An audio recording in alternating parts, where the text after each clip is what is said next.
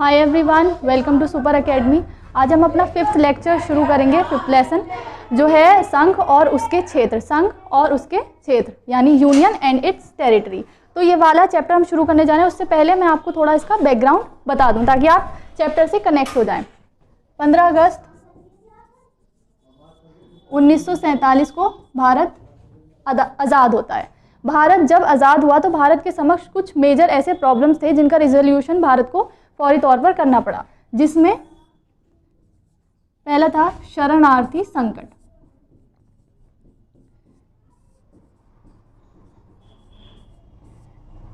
Refugee crisis. जब भारत का विभाजन हुआ तो बहुत सारे लाखों की संख्या में लोग भारत से पाकिस्तान माइग्रेट करे और पाकिस्तान से भारत आए।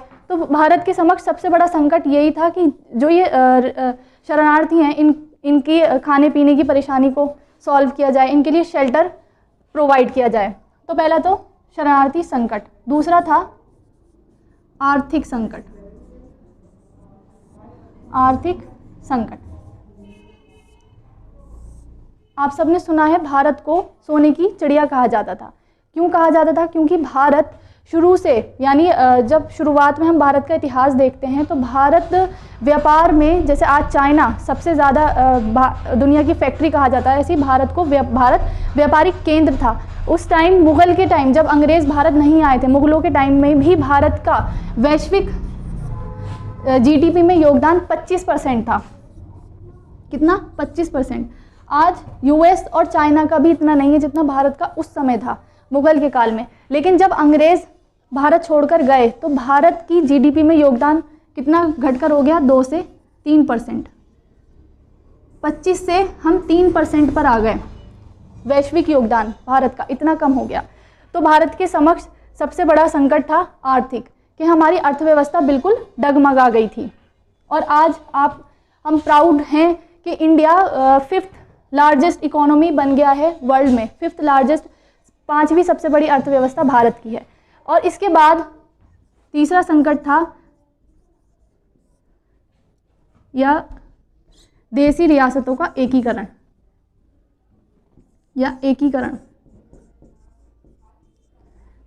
आपको मैंने पहले भी बताया था, भारत का विभाजन माउंटबेटन योजना के आधार पर हुआ था। फिर उसके बाद हमारा आया 1947 का भारत स्वतंत्रता अधिनियम, जिसमें देसी रियासतों को ये छूट दी गई थी कि या तो वो भारत के साथ शामिल हो जाएं या पाकिस्तान के साथ शामिल हो जाएं या वो स्वतंत्र रह सकती थी।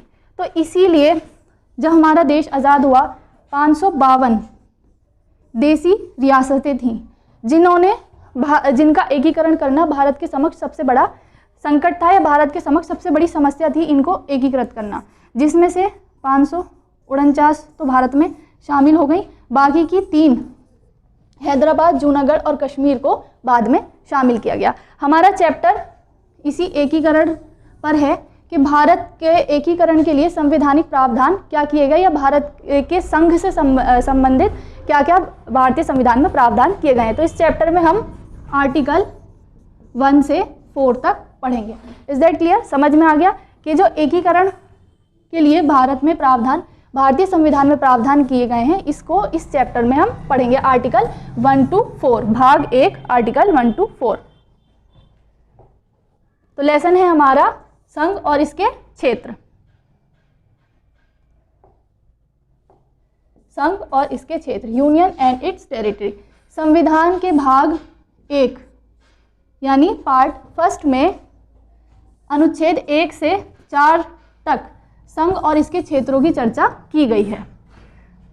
अब मैंने आपको पहले भी उसमें बताया था कि आर्टिकल 1 क्या कहता है। आर्टिकल 1 यानी आर्टिकल 1 कहता है भारत यानी इंडिया, भारत राज्यों का संघ होगा।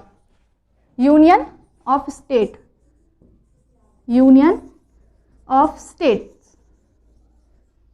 हमारे भारतीय संविधान में संघ को फेडरल नहीं कहा गया, यूनियन कहा गया है। यूनियन या संघ, राज्यों का संघ।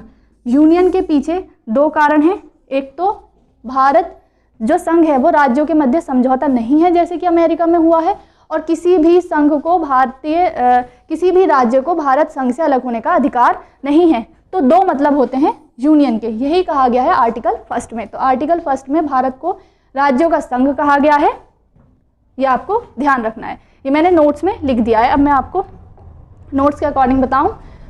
आर्टिकल फर्स्ट में कहा गया है कि इंडिया यानी भारत, इंडिया और भारत दोनों वर्ड का यूज़ किया गया है आर्टिकल फर्स्ट में। इंडिया आधुनिक है, भारत हमारा प्राचीन नाम है, ठीक है। राज्यों का संघ होगा, इससे दो बातें स्पष्ट होती हैं। इंडिया राज्यों का संघ होगा, इससे दो बातें स्पष्ट होती हैं। एक तो हमारे देश का नाम इंडिया यानी भारत, और दूसरा राज पद्धति का प्रकार। राज पद्धति का प्रकार कैसे? इंडिया तो हमारा समझ में आ गया, नाम देख लिया हमने, लेकिन राज पद्धति का प्रकार कैसे? संघ, राज्यों का संघ। इसका मतलब है भारत का जो स्ट्रक्चर होगा वो फेडरल होगा, यानी संघीय ढांचा। भारत का संघीय ढांचा किससे पता चलता है हमें? आर्टिकल फर्स्ट से। तो राज पद्धति कैसी है हमारी? संघीय। समझ आया? तो आर्टिकल 1 हमें दो चीज बताता है, एक तो देश का नाम और राज पद्धति का प्रकार। ये जो मैंने अभी आपको एक्सप्लेन किया यही मैंने नोट्स में लिखा है ताकि आपको नोट्स मेकिंग में परेशानी ना हो। यूनियन का अर्थ क्या है? भारतीय संघ, राज्यों के बीच समझौता नहीं है, यानी भारतीय संघ का जो निर्माण किया गया है वो राज्यों के मध्य समझौते के तहत नहीं किया गया है जैसे यूएस में किया गया है। ऐसे ही राज्यों को संघ से अलग होने का अधिकार नहीं है।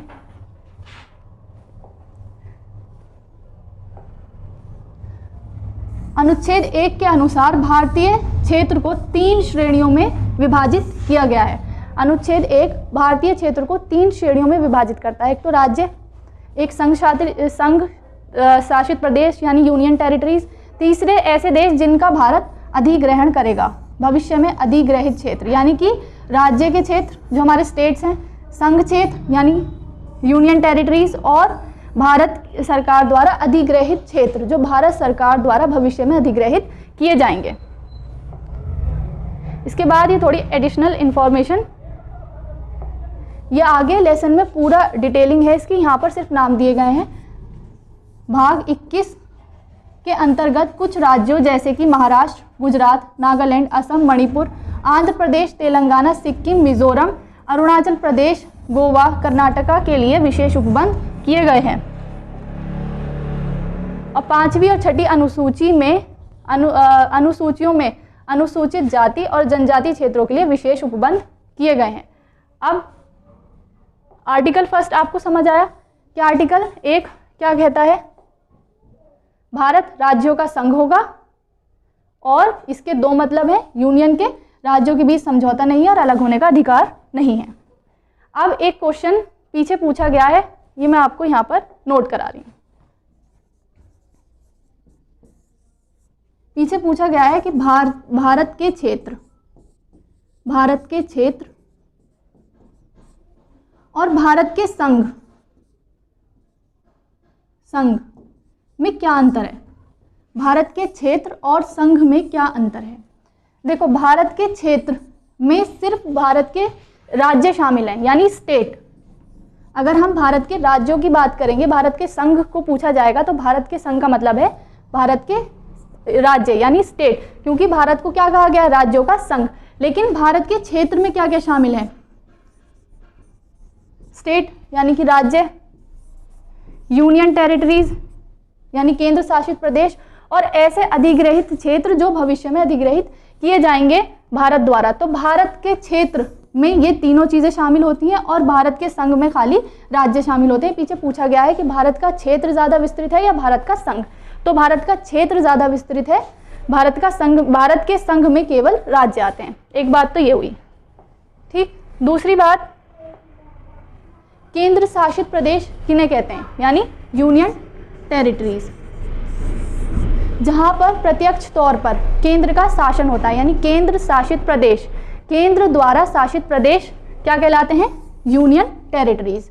अब अधिग्रहित क्षेत्र, अब अधिग्रहित क्षेत्र किन्हें कहते हैं? जिनका अधिग्रहण भारत द्वारा किया जाएगा। अब भारत कैसे अधिग्रहित करेगा किसी क्षेत्र को?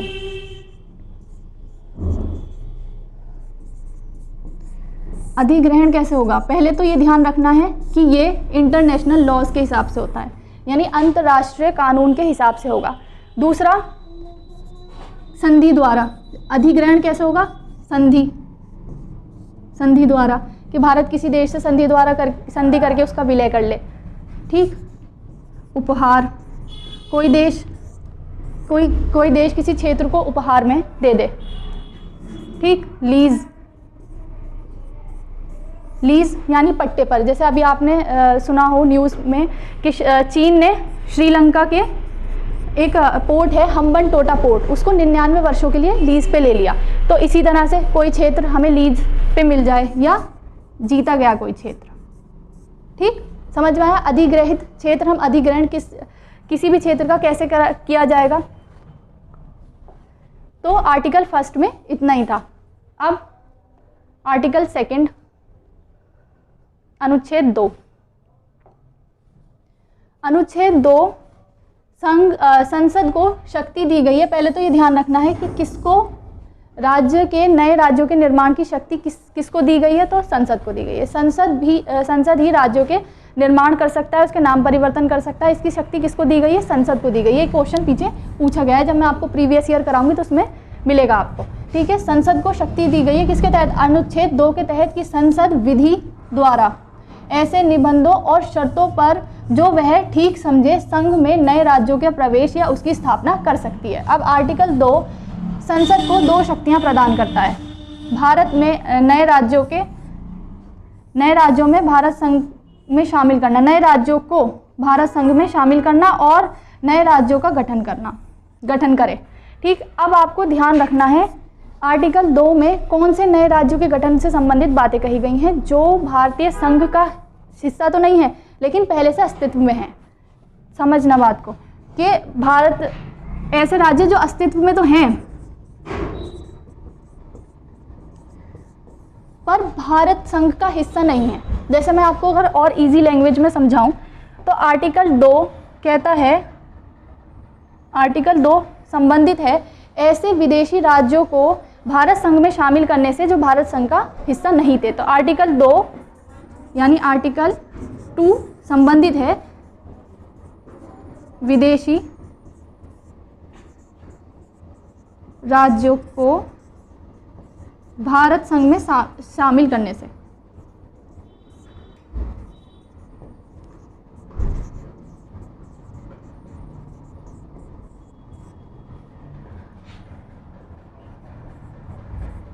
जैसे इसका अगर मैं एग्जांपल दूं आपको, सिक्किम, जिसे 36वें संविधान संशोधन द्वारा भारत का हिस्सा बनाया गया। इससे पहले सिक्किम भारत का हिस्सा नहीं था।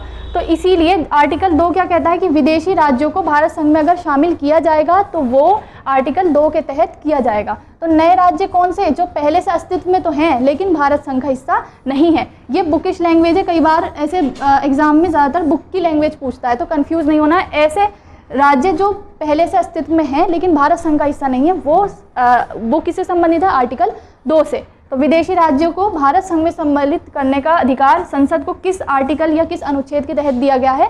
तो आर्टिकल 2 यानी अनुच्छेद 2 के तहत। आर्टिकल 2 समझ आया?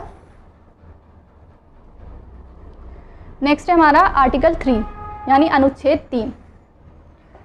अब प्रीवियस अनुच्छेद में यानी आर्टिकल 2 में मैंने आपको बताया आर्टिकल 2 संबंधित है विदेशी राज्यों को भारत संघ में शामिल करने से। आर्टिकल 3 कहता है कि संसद को ये शक्ति है कि वो नए राज्यों का निर्माण करे। ऐसे राज्य जो अस्तित्व में नहीं थे, वो आर्टिकल 2 में वो अस्तित्व में थे लेकिन उन्हें संघ में मिलाया गया, यानी विदेशी राज्यों को मिलाया गया। यहाँ जो बात की जा रही है, नए राज्यों का निर्माण किसके तहत किया जाएगा? अनुच्छेद 3 के तहत। तो कंफ्यूज नहीं होना, आर्टिकल 2 में और 3 में 3 नए राज्यों के निर्माण से है, नए राज्यों के निर्माण से संबंधित है। वर्तमान राज्यों में परिवर्तन से संबंधित है। अनुच्छेद 3 कहता है कि संसद को यह अधिकार है कि वो नए राज्यों का निर्माण करे, पुराने राज्यों की सीमा में परिवर्तन करे, उन्हें घटा भी सकती है, बढ़ा भी सकती है, उनके नाम में परिवर्तन कर सकती है।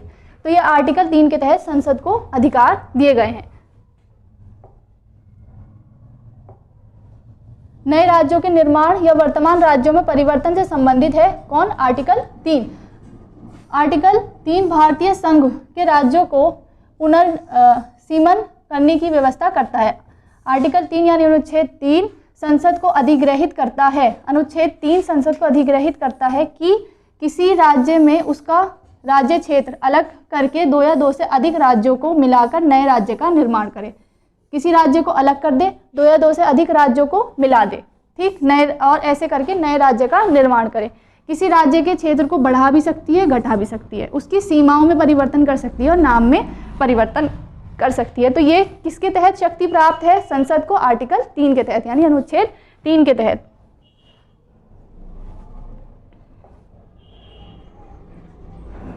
अब अनुच्छेद 3 2 शर्तें भी लागू करता है। पहला, तो कोई भी ऐसा विधेयक जो राज्य की सीमाओं में परिवर्तन या राज्य में कोई भी परिवर्तन से है, वो राष्ट्रपति की पूर्व अनुमति के बिना संसद में पारित या संसद में पेश नहीं किया जा सकता। ठीक, तो पहली शर्त क्या है? उपरोक्त परिवर्तन, यानी कि ऊपर जो मैंने आपको परिवर्तन बताए कि राज्य के नाम में परिवर्तन है, सीमा में परिवर्तन है, घटाना बढ़ाना है, नए राज्यों का निर्माण है, ये उपरोक्त जो भी परिवर्तन किए जाएंगे, कोई भी अध्यादेश यानी कि विधेयक राष्ट्रपति की पूर्व मंजूरी के बाद ही संसद देश में किया जा सकता है। ठीक है, तो राष्ट्रपति मैंने आपको बताया नाम मात्र की कार्यपालिका है। ठीक है, तो राष्ट्रपति के पास वास्तविक शक्ति नहीं है, तो राष्ट्रपति तो अनुमति देते ही हैं, वास्तविक शक्ति किसके पास है? कार्यपालिका के पास। लेकिन ये रूल है कि राष्ट्रपति की पूर्व अनुमति के बाद ही प्रस्तुत किया जाएगा। फिर राष्ट्रपति की जब अनुमति मिल जाएगी, फिर राष्ट्रपति उसकी संतुति से पूर्व उसे संबंधित राज्य में भेजेंगे। संतुति से पूर्व राष्ट्रपति उस अध्यादेश को संबंधित राज्य के विधानमंडल में मत जानने के लिए भेजेंगे। अब इसमें 2-3 पॉइंट है। पहला, तो एक निश्चित समय सीमा दी जाएगी मत देने के लिए, राज्य विधानमंडलों को मत देने के लिए एक निश्चित समय सीमा दी जाएगी। निश्चित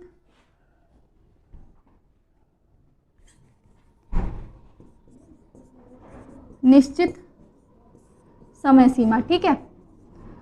और दूसरा, राष्ट्रपति उनके मत को मानने के लिए बाध्य नहीं है। राष्ट्रपति चाहे तो उनके मत को मान सकते हैं, किनके? राज्य विधानमंडलों के।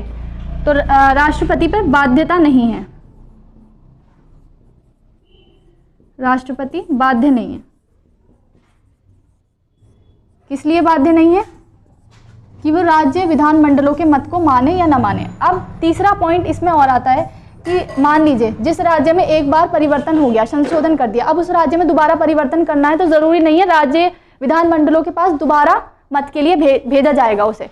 तो तीसरा क्या है? अगर उसमें दोबारा कोई संशोधन होना है सेम राज्य में, तो उसका जरूरी नहीं है कि बार बार उसे मत जानने के लिए भेजा जाए। तो 3 चीजें सामने आएंगी कि निश्चित समय सीमा दी जाएगी राज्य विधानमंडलों को मत देने के लिए, फिर उसके बाद राष्ट्रपति बाध्य नहीं है कि उसके मत को माने या ना माने। ठीक, और तीसरा, बार बार मत जानने के लिए भेजना जरूरी नहीं है अगर सेम राज्य में दोबारा परिवर्तन किया जा रहा है तो आर्टिकल 3 समझ आया। अब अनुच्छेद 4। अनुच्छेद 4 कहता है आर्टिकल 4 कि आर्टिकल 2 और 3 में जो भी परिवर्तन आपको बताए गए हैं, यानी विदेशी राज्यों को शामिल करना और नए राज्यों का निर्माण, उनकी सीमाओं में परिवर्तन करना, वो आर्टिकल 368 के तहत नहीं किया जाएगा। आर्टिकल 368 के अंतर्गत कौन से आते हैं? विशेष प्रक्रिया द्वारा जो संशोधन किए जाते हैं। अगर विशेष प्रक्रिया द्वारा संशोधित नहीं है तो कौन सी प्रक्रिया द्वारा होंगे? सामान्य, यानी सामान्य बहुमत द्वारा संसद किसी भी राज्य की सीमाओं में किसी भी तरह से परिवर्तन कर सकती है आर्टिकल 2 और 3 के तहत।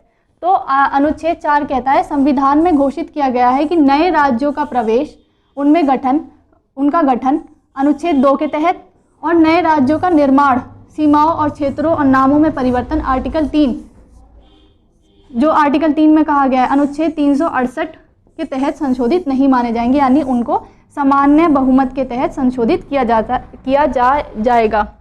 ठीक है,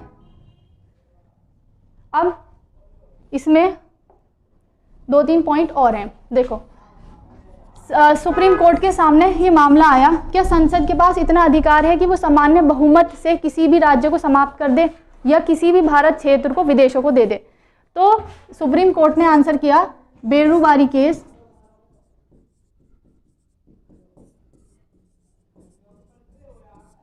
1960 में कि संसद को सामान्य बहुमत के तहत ये अधिकार नहीं है कि वो भारत के किसी क्षेत्र को विदेशों को दे दे या किसी राज्य को समाप्त कर दे।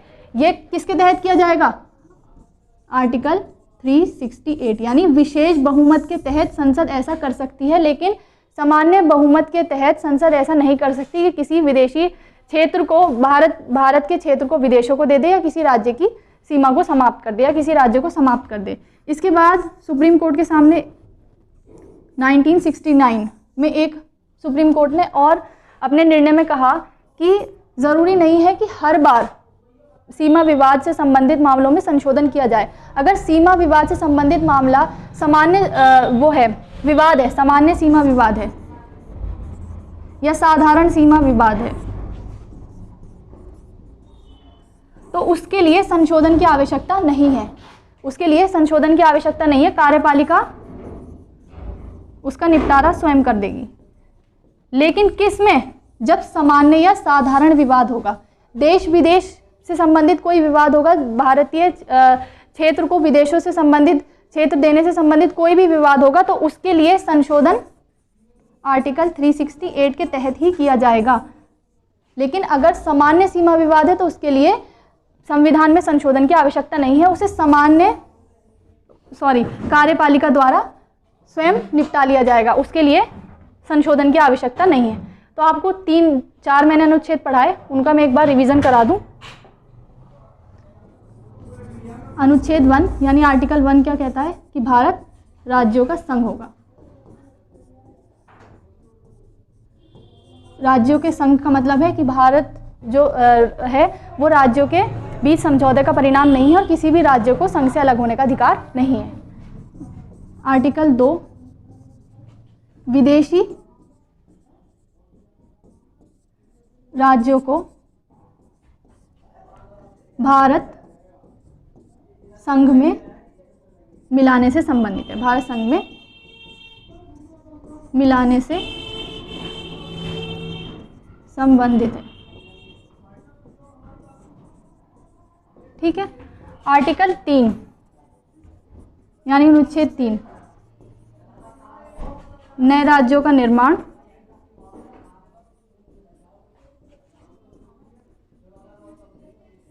जो राज्य हैं उनकी सीमाओं में परिवर्तन, सीमा परिवर्तन घटाना या बढ़ाना दोनों शामिल है। सीमा परिवर्तन या नाम में परिवर्तन। ठीक।